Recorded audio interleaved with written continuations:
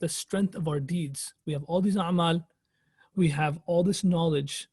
This knowledge, the power and the strength of this knowledge, the power and the strength of our deeds is in the material that we're going to be discussing in this class, right? Those of us who sat in my Surah Hujurat class that we did in Ramadan Immersion, the 4 sessions we did, will have some background. I'm not going to repeat the material from that. You can watch that wherever that is. I think it was on Crowdcast. So if you haven't already watched it, it's important to also go through that. Inshallah, we'll have other workshops on that. But pretty much, I mentioned this before. This is the era we're living in, that we have so much input of information and output of information. There's so much. You can just like Google anything on YouTube. There's so many live sessions, so much resources, so much knowledge out there. And this was never the case before. And in spite of that, there's such less change.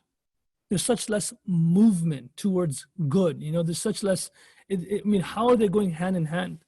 And I attribute this to the aspect of receiving information. It's very important that you can receive the signal. You have a phone, but there's no reception. Doesn't matter how powerful it is. You have to be in a place where you can receive it. Similarly is knowledge. Like the way you receive information externally, internally, physically, spiritually, mentally, all these things matter. All these things matter. And it only makes sense. It will make more sense to us when you think of salah. Salah, the physical and the entire thing matters. Your clothes must be pure. The place you're praying must be pure. You must have wudu. You must have the right intention. All these things. And if you don't have it, your ibadah doesn't count. One element missing. Like you had everything.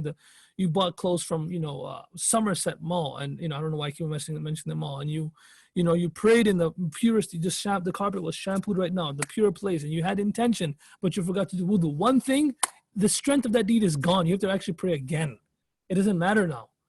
The same element is true about knowledge, right? Yes, it's important. It's okay. It's good to have information, but how many WhatsApp groups is one thing that just, alhamdulillah, I'm not on Facebook or social media, but it just gets me every time. There's so much knowledge there and beautiful things, but we scroll through things so fast that we can't retain anything. So it's not powerful. It's not a powerful tool anymore, right? I have some methods and techniques to ensure that we do a better job at that, which I can talk about some other time. But how can we make sure that everything we listen to and we hear, that we're actually benefiting from it? It's not just passively sitting there.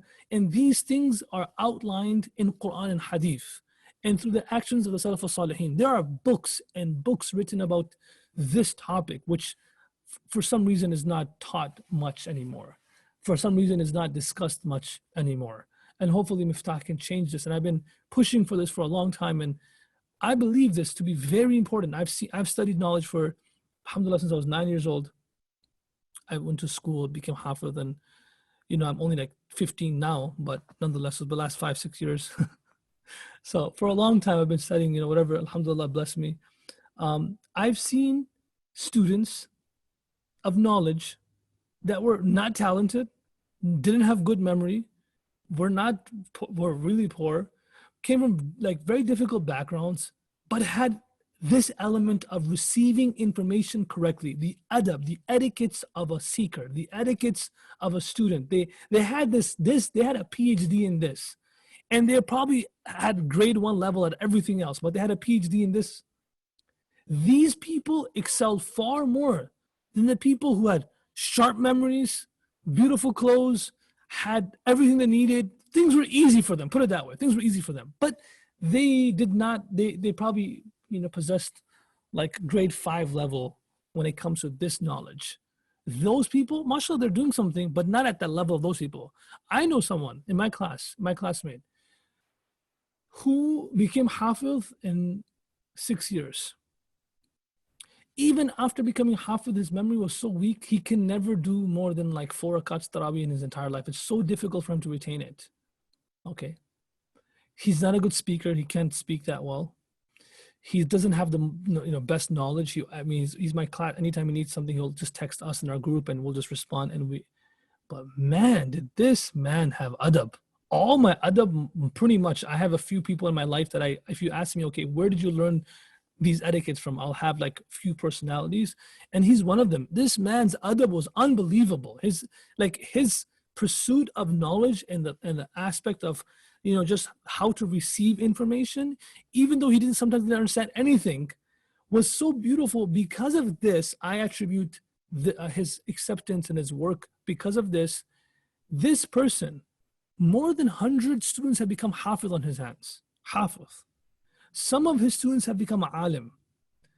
He is one of the directors of one of the biggest masajid in GTA area. Everyone knows him in GTA. Honestly, anyone you go to in the Greater Toronto area, everyone knows him. He's a very famous personality. Allah has given this man so much acceptance, so much acceptance. Everyone who ever interacts with this person falls in love with this person.